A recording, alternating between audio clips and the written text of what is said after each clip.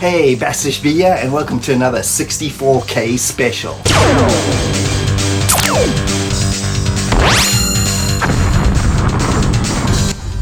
And welcome back. So on today's video, we're going to be doing like a big countdown on my favorite shoot 'em ups on the Sega Saturn. But this video is way more than that, and I'll be covering over 40 games in total. So whether you're a Sega Saturn fan or simply a shoot 'em up fan, this console has one of the best libraries ever for the genre. So now let's not waste any more time and get on with that countdown. Number 20. Sonic Wings Special hit the Saturn up in 1996, developed by Video System. The fourth game in the series, but the first console exclusive version. There was an arcade port later released called Sonic Wings Limited, but it had a lot of differences and variations in design. This franchise is known as Aero Fighters in Western countries and has seen many arcade and home ports of the games in the series. As per usual, it's a vertical shooter in straightforward old school shoot 'em up type flavor from the 80s. Blast everything, pick up upgrades for your preset of weapons on your plane, and you got those big old smart bombs for mass destruction.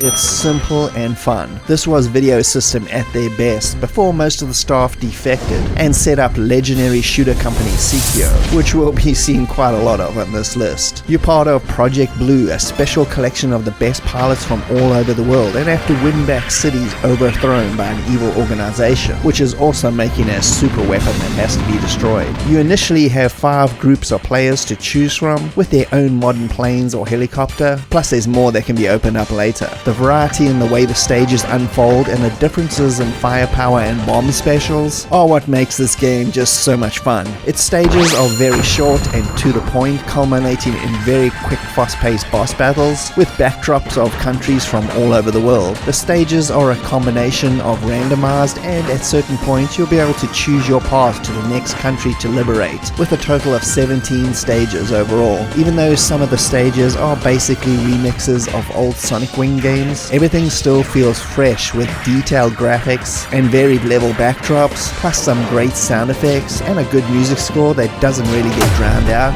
And of course it has the looks and vibes of what future Sega games would look like, making it pretty much Sonic Wings or Aero Fighters at its peak coolness. Of course, you've also got a 2-player simultaneous option, which is one of the series' best features, multiple monitor setups including interlaced, and a small scrolling arcade effect. Plus it has a really demented time attack mode, which is basically boss rush, which just adds to the overall package. Again, not bringing anything new to the genre, but delivering a straight up solid shoot 'em up experience.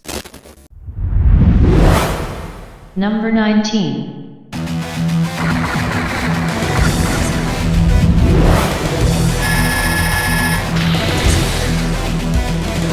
Thunder Force 5 was released on the Saturn in 1997 by Technosoft. It was the 5th and last entry in the long-running series made by Technosoft themselves, which started back in 1983, originally on the Sharp X1 Japanese computer, but the series really gained in popularity in 1989 with the Thunder Force 2 MD on the Mega Drive, with 3 and 4 on the system really cementing its shooter legacy amongst fans, with Sega themselves delivering Thunder Force 6, the final installment on the PS2 in 2008. Everything about Part 5 here is pretty traditional, mostly in setup with the way the Thunder Force games generally play. The jump from 2D to 3D graphics is the major change, but it is still one of those 2.5D games that uses the 3D for spectacle and some super cool, visually impressive boss encounters. The story has you as part of a special unit that has been formed to go and destroy a giant supercomputer that's gone rogue. Just like in the Mega Drive games, you can select the first 3 stages to play in any order, and after that the rest will play themselves out, with 6 in total, not including the final boss showdown stage. Gameplay is almost all the same, with the ability to switch to front and rear shots based on the incoming attacks. You can pick up drones as extra firepower, and you can also now use a super beam, which uses energy from the actual drones for a big blast of energy that will weaken your support drones until you recharge them or can collect enough energy to renew them. The whole game is about speed and relentless action, just like any good Thunder Force game with excellent rocking guitar-infused music that gets you super hyped and fantastic sound effects as well. The 3D graphics look a little bit rough in retrospect, but I still like the vibe and the way they used it creatively with so many layers going on in backgrounds and the huge variety of environments. Plus the bosses are way more crazy and unpredictable in 3D form as their movement is all over the place. It's not my favorite Thunder Force game, but it's still top quality from Technosoft and a must play for the series. Number 18. Kyokyoku Tiger 2 Plus was released on the Saturn in 1997, a sequel to 1987's Twin Cobra arcade game, and this being an arcade port from their 1994 sequel. The game is a vertical shooter that plays and feels like the best of the 90s shoot-'em-up arcade era, and for really good reason. It was developed by Toplan, who also did the original, but unfortunately the company shut down while making the game, with many of Toplan's staff forming new shooter companies out of the ashes. Takumi was one of them, with Taito, the arcade distributor, getting them to finish the game for release, making it the last game Toplan had a hand in making. Naxac brought the game to the Saturn, with the Taito F3 system arcade game intact, plus a bunch of bells and whistles. Known as Twin Cobra 2 in Western countries, the Saturn version was another that never left Japan. It's a mixture of both old school action with hints of the more manic bull hell flavor, but never going that far as you control a helicopter destroying the invading military force from the first game. You can pick up 3 different weapon types indicated by colors, a balanced red shot, a pretty weak blue spread shot, and a much more powerful green shot. Plus you have a huge screen destroying smart bomb, which are extremely satisfying to unleash, plus the ability to move the screen up and down as it scrolls, giving you a little bit more room to maneuver and destroy upcoming enemies. Overall there are 6 levels to shoot your way through, with the screen doing a zoom in effect every once in a while to send you down a fast paced scrolling section for variety. Plus it has all the bosses as per usual to deal with. This version also features 3 variations on the game, with arcade mode, which is the standard arcade in Tate mode. Saturn mode is the arcade with a menu to the right of the screen, so the aspect ratio is preserved. And finally the best version is arranged, which includes amongst other things a CG intro, a really awesome new rocking soundtrack, a whole bunch of enemy variations, and a whole extra level, bringing the total to 7 in this mode. Tiger 2 Plus is simply fun as hell, delivering that old school shooter flavor with exceptional 2D sprite work, and is really highly recommended for any fan of the genre. Number 17. Shien Ryu was ported to the Saturn in 1997, the same year the Sega STV arcade was released, developed by Warashi, who would later go on and make the popular shooter Triggerheart Exilica. This was another vertical shooter with a very old school early 90s vibe, but it pulls it off so well and very much in the style of one of ththose early Raiden games. In this one you have to defend your home planet from an alien invasion using the best pilots against the Shien Ryu, or Purple Flame Dragon, the force invading your homeworld and the ultimate boss character. You'll immediately notice the much slower 80s early 90s style to this vertical action, and it's not bullet hell, but the enemies do ramp up over time later on. Lots of upgrades are bound for your Vulcan, laser and missiles, and you can even increase the amount of overall smart bombs, which you'll definitely need. Just like in Raiden, the laser electric weapon is just super cool to use, homing itself onto all enemies and just destroying them with abandon, plus the super effective anime style sound effects, and the animation on the explosions, and the enemy destruction is just super detailed. The game is big, sporting 8 levels in total, and it also includes a 2-player simultaneous mode, as well as Tate mode for the more authentic arcade aspect ratio. The 2D graphics are varied with superb animation, and everything dies in just such a satisfying way. It's very slow paced, and unlike most shooters on the Saturn, and if you're looking for something in that Raiden old school style, then Shien Ryu more than fits that bill. Number 16. Sexy Parodias hit the Saturn up in 1996 by Konami, the 5th and final official shooter version of this series as of making this video. The Saturn actually has the entire series on it, if you include the original MSX version. That's on the Konami Antique MSX Collection release. Sexy Parodias, like all the others in the series, is basically a Gradius game, in terms of gameplay, but just with lots of humor, insanity, and imagination thrown at the screen. Power-ups come in pretty fast and furious and work look in a Gradius style, going up in different slots on the bar until you activate the power-up you want. The bells from Twinbee are also bouncing around, as well as an absurd amount of on-screen enemies and truly bizarre out-of-left-field stages. The biggest difference between this entry and the rest on the Saturn is the inclusion of the extra missions for each level, which are completely optional and also change up what stage comes next, and send you down a different path to a new level, making replaying the game necessary to see all the stages, which there are 6 of in total. Besides blasting everything on screen, the missions will have you either trying to take out a certain amount of specific enemies, or even collecting as much of the gold coins as possible, just for example. The levels can be quite tricky, but not overtly difficult, with the insanity of the bosses bringing in the humor, but all of them are pretty easy to take out, making the whole game a more shooter-friendly vibe for newbies. Tons of characters are also here to choose from, all mostly parodies of other Konami games or previous Parodius games, from Space Manbo, Twinbee, Gradius, Antarctic Adventures, and tons more. The graphics are sprite-based cotton candy at their best.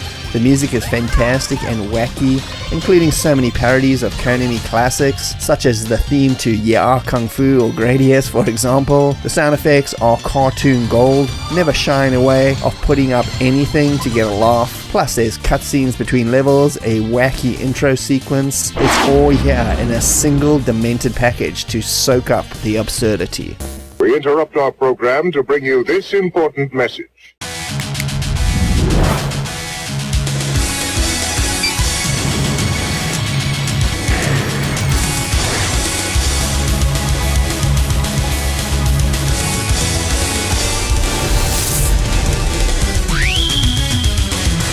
Xbox 360 シューターコレクションスペシャル。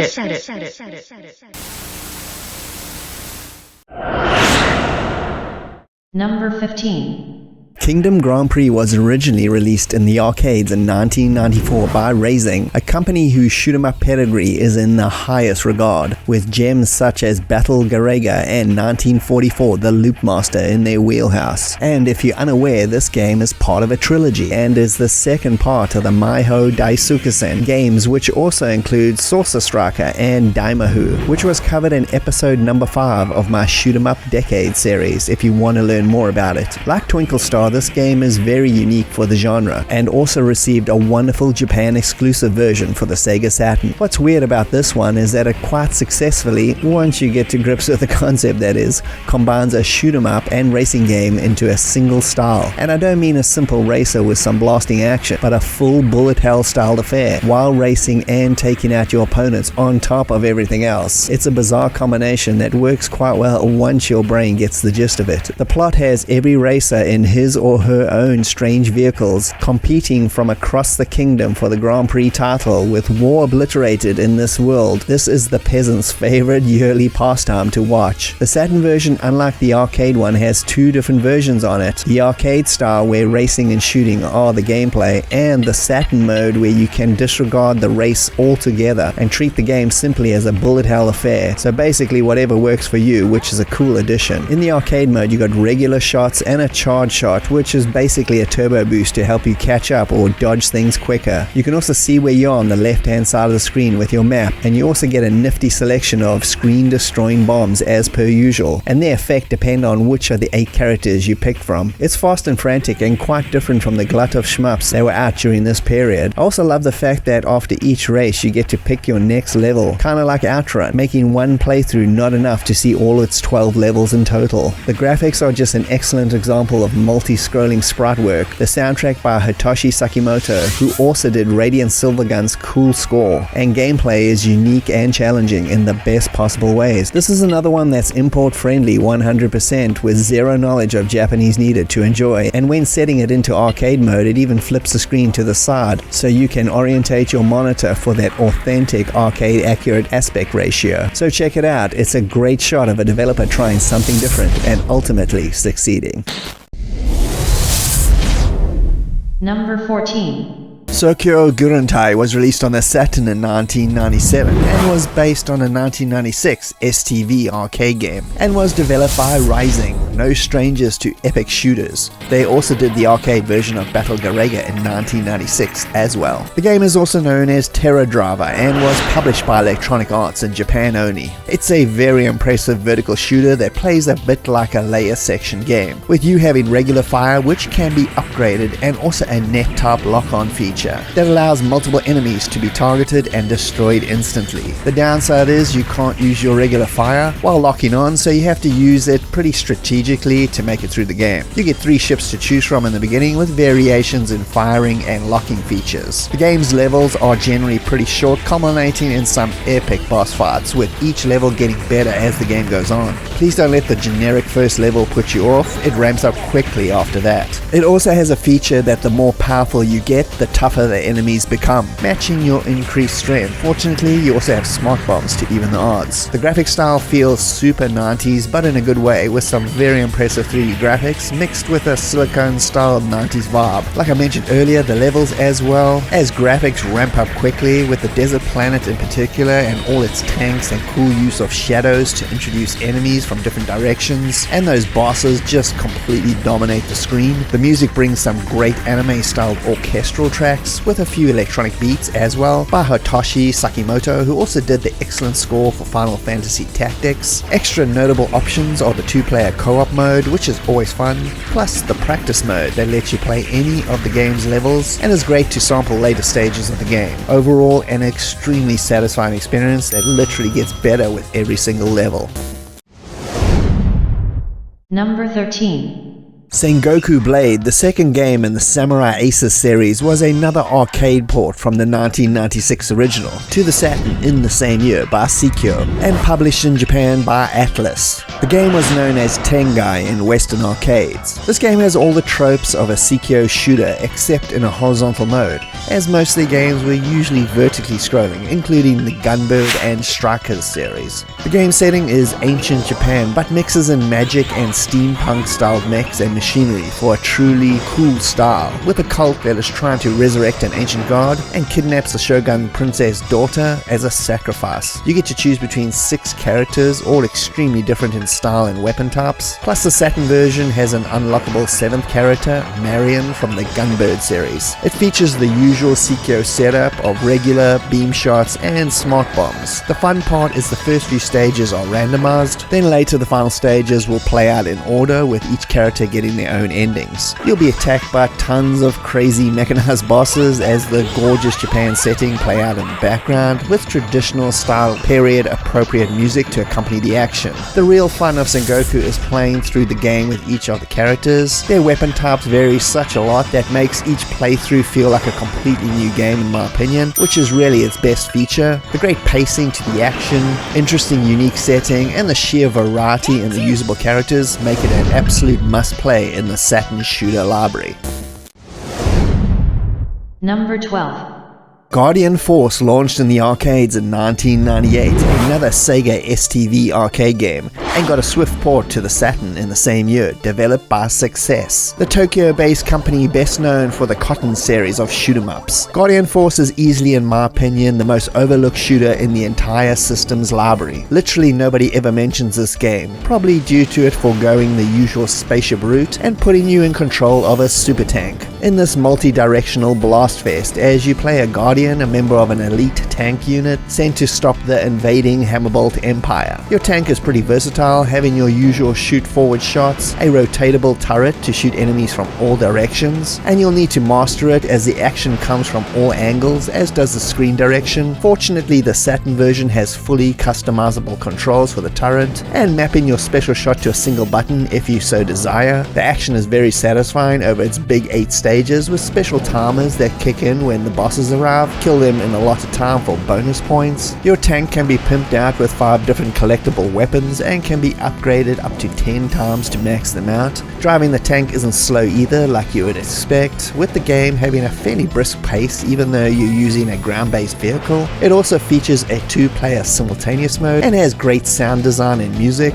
My only gripe is the levels all look a little bit dark and Tron-like, which isn't a bad thing, but they do lack a little bit of variety, although the enemy variation is still pretty impressive. Don't skip this one, as you'll seriously be missing out. Number 11. In the Hunt hit the Saturn up in 1995 in Japan, and it also received a Western release about a year later, a port of a 1993 RM arcade game worked on by most of the same team that went on to create Metal Slug, and visually this becomes very apparent as soon as you see the game in action. This horizontal shooter was developed for the Saturn by Sims, and like Guardian Force, it's one of the rare non-spaceship based shoot 'em ups, putting you in a submarine in this one as you have to stop DAS, the Dark Anarchy Society, from launching a super weapon onto the world. This was a game I played a lot in the arcades. Every time I saw it was an absolute treat, with the Saturn version retaining the 2-player mode plus all 6 stages that are extremely varied and visually stunning in every single way, from backdrops to the insanely detailed enemies and animation. It's really what you would come to expect from the future Metal Slug team. Your sub is predictably slow, but although it is a horizontal shoot 'em up, it doesn't constantly scroll as you have to destroy all enemies in a section for it to continue. There's quite a large variety in the different torpedo types to use, from ones that suck enemies into a tornado of death or blow up into clusters doing massive area damage. You can also shoot up at the same time, launching missiles or sea mines at boats and planes from above, making the action hit you from all directions. The second stage is truly my favorite as you go into a port shooting the hell out of the entire area. It's instantly memorable and one of my favorite levels in a game. The on-screen action and intense over-the-top bosses are visually masterclasses, and it's a game that always brings on the joy every time I play it, and is a brilliant example of shoot 'em up action.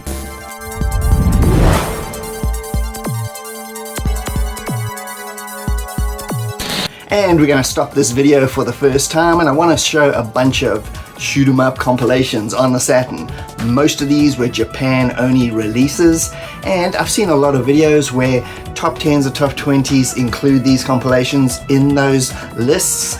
I can't really compare a bunch of games to one, it just doesn't make sense to me, so I've made a separate section here where I show my personal favorite of the genre.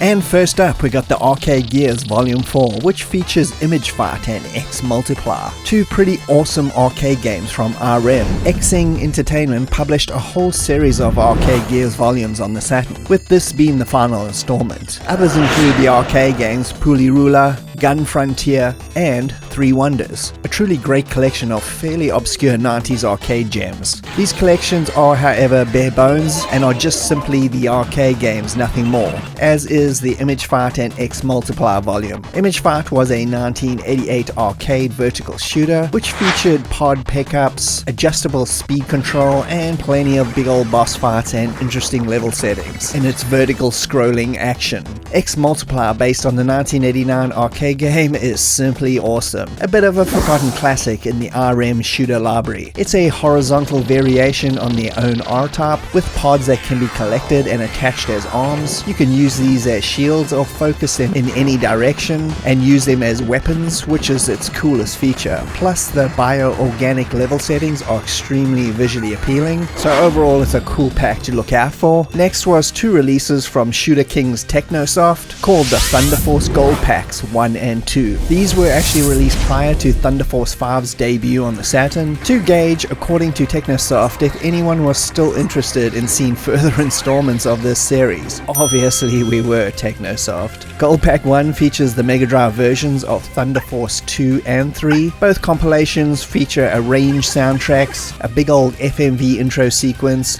galleries, and other minor adjustments. Gold Pack 2 gives you the arcade versions of Thunder Force 3, which has better visuals, extra music plus more, and Thunder Force 4, which has enhancements including reduced slowdown as well as an easier mode option, plus others to improve the overall original release. And lastly, we have 4 80s and 90s compilation from the Shooter Masters Konami. They gave the Saturn the Gradius Deluxe Pack, the Datana Twin B Yahoo Deluxe Pack, the Salamander Deluxe Pack Plus, and Gokujo Parodius Da Deluxe Pack. 4 compilations of retro shooting royalty covering Konami's most landmark shooter franchises. The first release was 1995's Detena Twinbee Yahoo Deluxe, which included 2 arcade ports of Detena Twinbee and Twinbee Yahoo. These are both simple, straight-up arcade ports with not much extras. Yahoo has difficulty settings included and customizable button layouts. Detena has basically the same with an extra full screen mode, and both games retain the 2-player aspects of the arcade originals. Overall, a pretty enjoyable compilation. Next was the crazy Gokujo Parodius Da Deluxe Pack from 1995 as well. This one actually also got an English European release only, simply titled Parodius. This includes the first 2 arcade versions in the Parodius series, Parodius Da and Gokujo Parodius. Parodius Da was a port of the 1990 arcade, a sequel in sense to the MSX 1988 game, and if you didn't know, these games are basically cute-em-up parodies of the Gradius series of shooters and a lot of other Konami franchises. The other one was Gokujo Parodius, known as Fantastic Journey in the West, the 1994 sequel, which basically features more of everything. Characters to choose from, levels, bosses, etc, etc. Overall a pretty awesome compilation. Next was Gradius Deluxe Pack from 1996 featuring arcade ports of the original Gradius and Gradius 2. Both games offer the same extras with multiple difficulty settings and screen stretch options, plus an FMV intro. Both these games are basically arcade perfect renditions of the originals, and if you like this brutally difficult series, then this is a must-have compilation. And lastly was my personal favorite release from Konami, the Salamander Deluxe Pack Plus, which includes arcade ports of 1986's Salamander, Life Force from 1987, a big old remix of the first game, and the true sequel Salamander 2 from 1996. The pack has an awesome FMV intro, and all 3 games feature the same basic extras, which are options for reduced slowdown, multiple difficulties, and stretch screen ability. This series was a spin-off of Gradius, but I personally like it way more, and this whole compilation is honestly just worth it simply for Salamander 2 alone, an absolutely criminally underrated 90s gem, plus you get 2 versions of the original, which is an extremely good deal. Thank you, Konami. Saturn love is appreciated.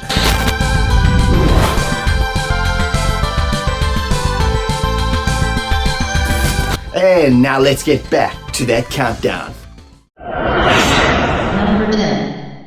Blastwind originally burst onto the Sega Saturn in 1997 courtesy of Technosoft, those fine folks behind the Thunder Force series, and a Japanese Sega Saturn exclusive release. It was a no-nonsense vertical shoot-'em-up with a heavy arcade vibe to it. It was rumored that there was a cancelled arcade release that got modded for this Saturn version. The story has humanity retreating underground after a nuclear war. When they resurface hundreds of years later, an alien force has occupied the world. Humanity sends the duo from the Project Blastwind to annihilate them and take back the Earth. Blastwind is a short game with 6 very intense bullet hell levels, presented in an arcade tate style mode, with a big emphasis on score. The game is pretty traditional in a shoot-'em-up sense, with fast, hectic levels capped off with massive boss encounters, many having multiple forms to them as well. You get 2 types of shots that can be upgraded. Your regular fire is forward shooting only and goes at a rapid rate. Your second fire is of a lock-on variety that shoots slower but targets anything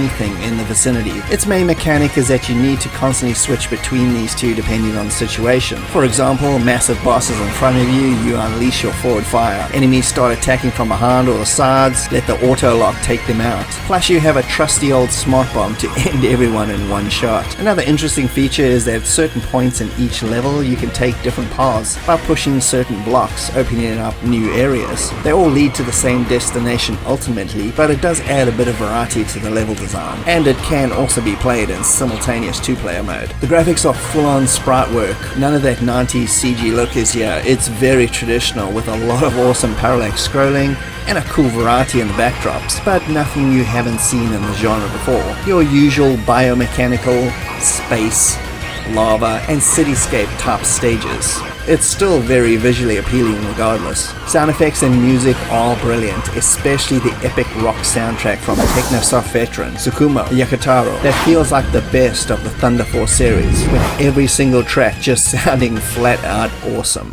In June of 2024 we got a fan-made update of this game for the Saturn that takes everything and makes it even better, put together by CF. This is the version that has been shown in this video so far. The game has a really nice selection of simple updates, including having full English voiceover for the intro sequence and the main bad guy at the end of the game. The original Japanese attempt at English turned the game into a parody at the end, unintentionally of course. It's very professional and sounds great. They also fixed a bunch of English typos that appear in the game, but the biggest improvement is in the sound department, where they've done a complete rebalance of the sound effects to music ratio. In the original version, like a lot of CD-based shooters, the music got completely drowned out by the boosted sound effects. It's now fixed, and the brilliant soundtrack now takes center stage, with complementary sound effects, not the other way around. It makes a really big difference, even to the vibe of the game, only making it better in my opinion. CJ and team did an excellent job here, taking a great obscure classic and making it simply better.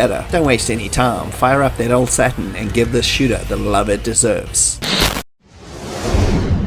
Number 9. Radiant Silvergun is another Sega STV arcade game released in 1998 and receiving a port to the Saturn in the same year. Developed by the Kings of Unpredictability, Treasure. It manages to subvert most shooter traditions, which is what you'd expect from the company, but still feels like an epic bullet hell styled offering. The story is simply way too convoluted to even begin to explain, but the Saturn version now sports some brilliant top quality anime cutscenes for the entire game, which fleshes it out really well, adding lots of bizarre Treasure styled humor. But if you play the game in arcade mode, it does remove all of these. This 3D styled vertical shooter plays out over 6 stages, and in classic Treasure style throws more bosses at you in the first couple of levels than an entire game usually does. Unlike most shooters, all 7 different weapon types are available to you from the get-go. You don't have to collect any. Everything you collect is used to upgrade said weapons, and by shooting and chaining combos of destroying the same colored enemies will get you upgrades fast, making you a killing machine in no time. Bosses and mini-bosses are all over the place, each super unique in attack patterns and unpredictability, and the game is designed in a very specific way that every boss can be taken down very easily by using the right weapon,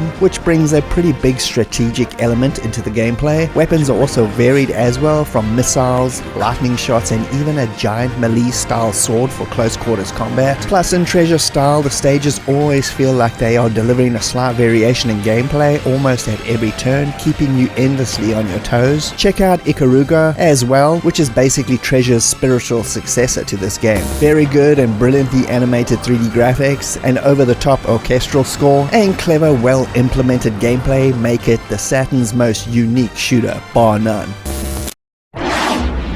Number 8. Battle Garega hit both the arcades and the Saturn up in 1998, published by Electronic Arts in Japan only, and developed by Rising. The game shares a major gameplay trope with their other previous game, Sokyu Gurentai, in the fact that the stronger you become, the harder the enemies will be, but this is taken way further than the previous title. The game's setting is like an alternate World War II vibe, with you trying to win back your country against the invading Federation, who you inadvertently help to build the weapons for. You get to choose between 4 planes, each with their own special shot type, before engaging in the 7 stages the game has to offer. This is a pretty tough one to say the least, and it's keeping track of everything. What I mean is, the more upgrades you collect, the harder it gets. The more lives you stock up, the harder it gets. The more smart bombs you hoard, the harder it gets, making Garega a tough game to see all the way through. And if you're not a veteran, or at least decently skilled in the genre, I'd highly recommend you do not play this. The Saturn version sports excellent detailed sprite work,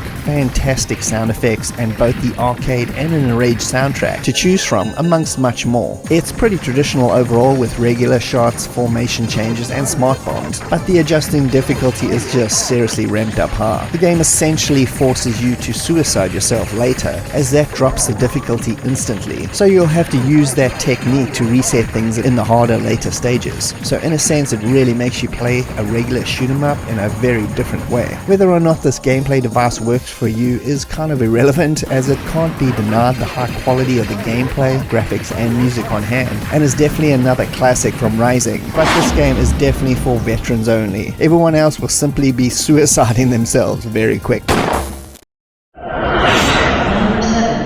Layer Section, also known as Galactic Attack or Rayforce in the West, got a multi-region release on the Saturn in 1995 and was based on Taito's 1993 arcade shooter, ported by Ving. In the story, you have to reclaim Earth by destroying the supercomputer installed by a bunch of environmental government morons that took over. Time to shoot stuff up and set things right, 80s style. Layer is old school vibes all the way in terms of visuals, with simply gorgeous 2D sprite work and very simple gameplay. You got regular fire and a very nifty lock-on laser that targets enemies in the background or the distance. Lock on and whack 'em all, and it'll make less enemies appear in front of you on screen, making the game easier. It does have a pretty relentless pace though over the 7 levels, as the stages themselves never truly end and just run straight into the next section, so you better be prepared and don't drink too much coffee beforehand. Sound design is truly high quality with exceptionally satisfying sound effects and another brilliant Zoom Tata soundtrack that is well worth owning the record version of. Your ship is slow and a bit big,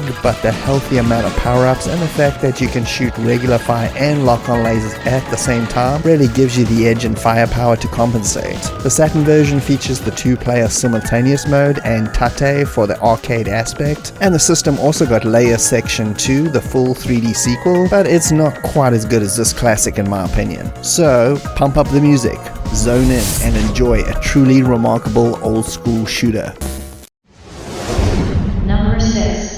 And this will be the first of a few cheats on this list, because at number 6 I got both Cotton 2 and Cotton Boomerang. But let's start with Magical Night Dreams Cotton 2, developed by Success and brought to the Saturn in 1997, based on the STV arcade game. I'm playing a pretty excellent English fan translation here, as it was originally a Japan exclusive on the system. This was the 4th release in this light-hearted horizontal shooter series, featuring the witch characters Cotton and Appley, each with their own demented sidekicks, as you have to find the magic willow that disappeared from the kingdom's treasury. The game is both a cute-em-up and a hilarious story-based game all in one. You have regular fire, smart bombs, and the ability to grab enemies and use them as shields, or simply lob them across the screen into other poor slobs. It's fun and adds quite a bit of variety into the tactics. Shooting the crystal power-ups changes their color and therefore shot type, so like Twin B, you have to be very careful to keep collecting the one color you want to rank up. The game's stages are extremely diverse,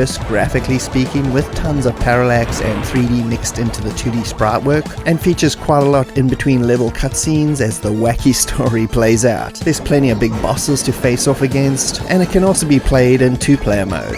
The Saturn version is not a 100% arcade port either, and has remixed enemy patterns and stage designs. Overall, it's just a pretty fun, imaginative game, and a medium challenge, so newbies, you actually have a fighting chance.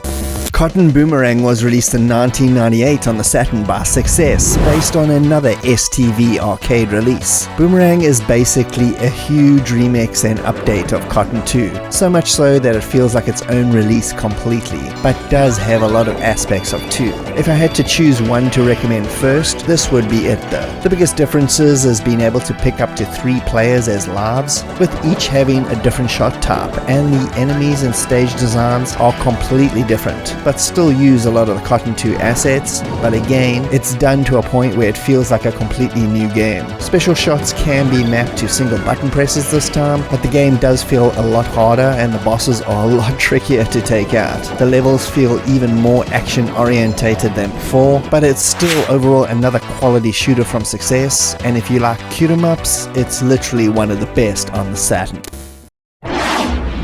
Number 5. Darius Garden landed on the Saturn in 1995, a multi-region release. It first hit the arcades by Taito on their F3 system board in 1994, and was the third entry in this well-established horizontal shooter series. The story is about heading back to the planet Darius to reclaim it, but it's already infested with those dodgy mechanized fish as per usual, so the Silverhawks are dispatched to get some killing done in the name of humanity. Unlike previous Darius games, this was actually designed as a single-screen experience in arcades, making the port to home consoles much easier, as the previous triple-screen setups always posed issues with their home versions. Gaiden sticks to all the Darius traditions, but just feels way more like a modern shooter, more on-screen action, beautifully colored sprite work with tons of scaling and multi-background action, and it's a truly huge game that lets you choose your path on a grid system, which will take you ages to go through all the possible paths or see every single level. The biggest addition to gameplay here is the huge black hole bombs you can unleash, and are pretty much essential to gameplay, as certain parts feel like they're almost impossible to dodge without them. They suck all the enemies into them, crushing them to death in one of the most satisfying smart bombs in shoot 'em up history. The game is also much easier than previous games in the series, and sports the two-player sim action. Options though are pretty bare bones, with simple difficulty and button variations to choose from. As per Taito standards, you are always treated to an excellent Electric Tin Zuntata soundtrack that seriously delivers the goods on every level. This is right up there with G Darius for me as a favorite in the series, and if you've never played any games from this long-running shooter pedigree, this is an awesome start to the journey. We interrupt our program to bring you this important message.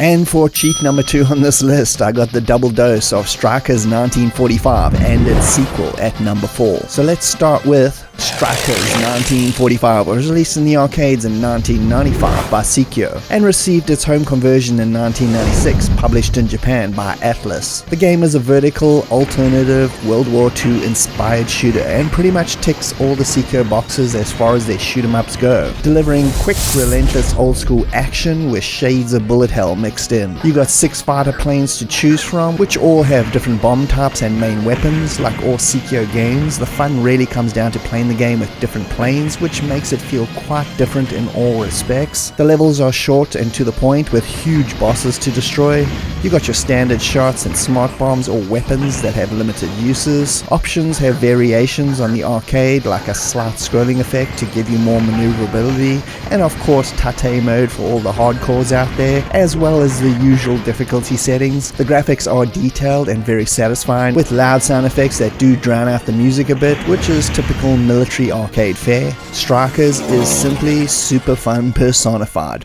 Strikers 1945-2 was in the arcades in 1997 and landed on the Saturn in 98, again by Sikyo. It plays exactly like the original, just more of the same fast-paced arcade action, done with a high degree of quality, spread out over 8 stages. And in the usual Sikyo style, the first few are randomized. It features another 6 varied planes and has all the aspect options of the predecessor, except the addition of the Fighter's Index, which gives you a history lesson, I assume, on the planes, if you understand Japanese that is. It's epic Sikyo tropes all the way in the sequel and keeps the old school flavor alive while ramping up the details.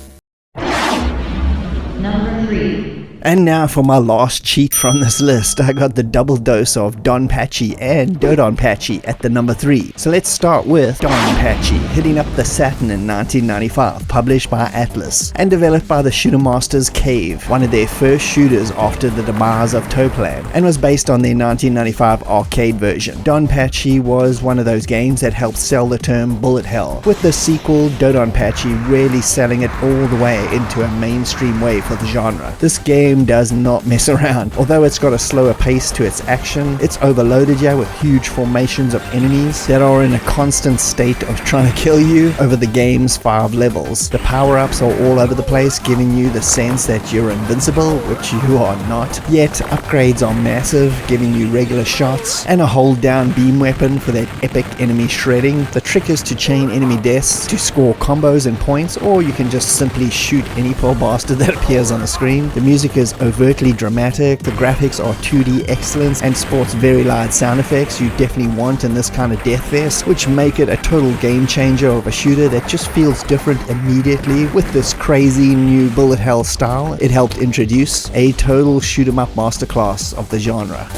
Dodonpachi was released on the Saturn in 1997, again courtesy of Cave, a swift follow-up to the original, and this one truly cemented the new bullet hell shooter style for the genre going forward, and spawned about 1 million imitators in the process, and was published by Atlas in Japan. This may have only been Cave's second game, but it just feels so refined. You get to choose this time between 2 jets and a helicopter. One jet has a narrow shot and the other a spread, plus the chopper has 2 side attacks for mass murder purposes, and of course a smart bomb for all-out stream destruction. And man, does this game dish out the destruction at a fever-pitch pace that makes Donpachi look like 1942 by comparison. It is literally a full-on relentless assault on the senses without a second to breathe, which makes it so damn satisfying. The game dishes out 6 levels of mayhem, which doesn't sound like too much, but feels like a perfect amount considering the endless assault. The Saturn handles Dodon perfectly, pushing the insane amount of on-screen action around without any issues, and it runs so well. The graphics are big but sport very detailed sprite work, overloaded with action and cool stage designs and boss encounters. It's easily one of my personal favorite shooters on the Saturn without any doubt, and an essential game for the system to play and soak up.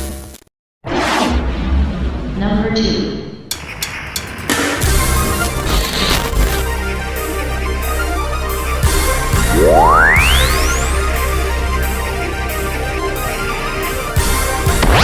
Harper Duel blasted onto the Saturn in 1996, published and developed by Thunder Force Kings Technosoft, and was based on their 1993 arcade game. It's a giant horizontal space shooter full of the usual Technosoft spectacles, beautiful stage settings, and tons of variety in the enemies that you'll never get bored. The game just exudes a large scale in almost every scene, making the odds feel stacked against you, which makes every enemy death that more satisfying. You can get to choose from 3 different transformable mechs that have a spaceship form and a full Gundam style mech form. The ship is obviously faster and more nimble but has less firepower, and the mech is slower, a much bigger target but dishes out bigger firepower and damage. You can flip to each one on the fly at any time with an extra special weapon, and can even get assistance such as drones and mini mechs to help with the firepower. Knowing when to switch between these forms is pretty essential to survival over the 8 stages, as every situation is usually better suited for one or the other. And like a Thunder Force game, it's no walk in the park, but overall it's a mid-challenge, and with a bit of practice you'll be able to get pretty far. The game has a lot of standard settings to mess with, but the main modes are Arcade, which is the standard arcade version, and Saturn mode, which is the preferred, as you get enhanced graphics, a beautifully arranged soundtrack that absolutely rocks hard in typical Technosoft style, and a simpler, easier control scheme, making the game even more fun to play in a nutshell. This is a bit of a hidden gem Technosoft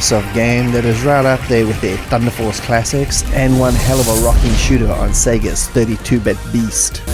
Okay, so we're going to stop this video one more time before the number 1 reveal and show you a few of my honorable mentions. And let's check out these honorable mentions rapid fire style. First up is the very obscure Bokan to Opatsu, aka Time Bokan, from 1997, which is a shoot-'em-up based on a Tatsunoko anime series. It's got wacky, colourful visuals, tons of vehicles to choose from, and cutscenes for fans of the series. It's an easy shoot-'em-up, great in 2-player, that gets mostly overlooked. Layer Section 2 is a sequel to the original, this landing on the Saturn in 97, and has a big 3D makeover in its graphics, graphics, but keeps most of the same gameplay elements. It's quite impressive, but just simply not as engaging overall as the original. It's still pretty easy though, and has a Zuntata soundtrack, which makes it well worth a look. Macross Do You Remember Love is a big piece of horizontal shooter fan service to anyone that loved the series Robotech or Macross. It's honestly average at best in almost every respect, but hardcore fans like myself will definitely want to experience it at least once. Darius 2 is a port of their '89 arcade game by Taito and is a good job, but not as cool as Darius Gaiden we looked at earlier. It compensates to the Saturn by using a zoom-in feature you can activate to try to bring that triple screen arcade monstrosity home. It mostly works, but isn't perfect. Still a good Darius game regardless. Gun Frontier was an obscure Taito F2 arcade release ported as part of the Arcade Gears collection we looked at earlier as well. It's a decent blast, although feels a bit generic, and is a prequel to the shooter Metal Black. Cho Anarchy by Messiah, released on the Saturn in '96, is what happens when you throw a bunch of cocaine into a room filled with Japanese salarymen and force them to make a game in 2 days. You get 14 stages of scantily clad dudes shooting stuff in one of the most bizarre games ever released. It's not the greatest shooter ever, but is here as a pure curiosity for those willing to jump down a very dark rabbit hole. Soldivar, developed by Sikyo, is them trying something different and sort of succeeding. It's a weird mix of horizontal shooter, melee combat, and in Saturn mode, a sort of RPG. And I really do like the dodgy digitized graphics style, although most will be totally turned off by them. Twinkle's Star Sprites is a strange mix of Tetris and a Q-em-up, which is mostly a two-player versus experience, although playing it in one player is still pretty fun. It's chaotic, original, and if you're looking for something completely different, it's highly recommended. Jikyo Oshaberi Parodius Forever With Me is another entry in Konami's Q-em-up series and the fourth game. It's an enhanced version of a Super Famicom release featuring extra levels and tons of parody material from arcades such as Twinbee, XXX, and even Lethal Enforcers. Metal Black by Taito from their '91 arcade is a flawed but still interesting game that was originally a cancelled Darius entry. It's got 6 stages, cool 3D sprite scaling bonus levels, but overall it's just a little bit too generic, but still a decent blast in the end. Game Tengoku, The Game Paradise, is a Jalico release and is basically their version of Parodius, except it's vertical and features tons of Jalico characters that nobody knows. This is a super fun and wacky game. It's hard as hell, but totally worth tracking down for the pure humor alone. Steam Hearts is a toned down hentai shooter from a PC-88 release that now has a major graphics upgrade and is still a pretty good shooter despite the seedy subject matter. The difficulty level though is just way too high. Gunbird by Sikyo is a brilliant vertical Q-em-up, and the fact that it's on this honorable mentions list just gives you the real indication of how many great shooters are on the system. And the truth be told, I simply could not put another Sikyo game on the list. It was really overflowing with them. Skullfang was a Data East arcade from '96, ported to the Saturn in '97. It's a very fast-paced vertical shooter and is not great to look at, but is actually very fun to play. The speed up and slow down mechanic to the gameplay is very interesting in the genre. And lastly was Gekiranden, another Taito F3 arcade port in '97. It's a very cool time-traveling vertical shooter with tons of personality, a Zuntata soundtrack, and if the top 10 wasn't so stacked, this would easily be in there without a doubt. And now let's check out my number 1 game. And number 1 is...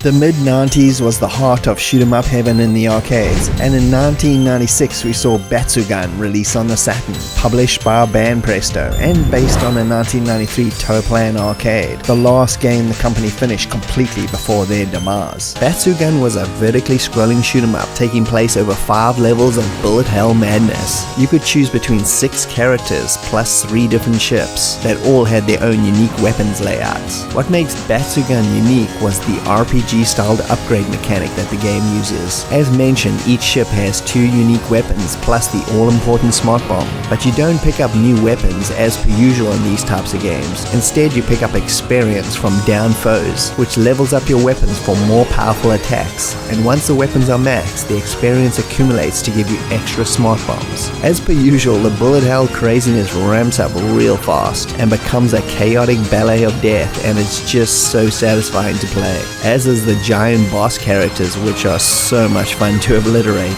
The Banpresto Saturn release didn't just simply contain a port, but added a bunch of extra features to the Saturn version, which features a completely new arranged soundtrack, plus the original. It also features the original arcade version, plus an exclusive Saturn version, which includes a modified smart bomb that destroys more of the screen. It takes way more hits also to down your ship, and unlike the arcade, the game loops after the final stage, with the difficulty increased, of course. The arcade version is seen as one of the first examples of the bullet hell subgenre, and this exclusive Sega Saturn version is a fantastic blast, well worth tracking down.